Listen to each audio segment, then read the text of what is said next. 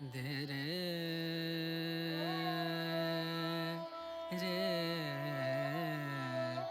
না। তোমাকে এ লেখা নয়, তুমি যার কাছে সুখে ও স্বচ্ছন্দে আছো, লেখা তারই কাছে। প্রিয় সুকুমার যুবা, মন দিয়ে শোনো, ওই রমণীর স্নেহ ছিল না কখনো নিভন্ত চুল্লির প্রতি। ওর ভালো লাগে যে পুরো দিবস রাত শীর্ষে বসে জাগে, পদতলে নয়।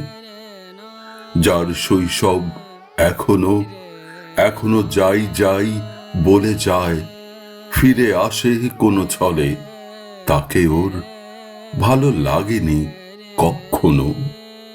শুধু পরিচয় ছিল।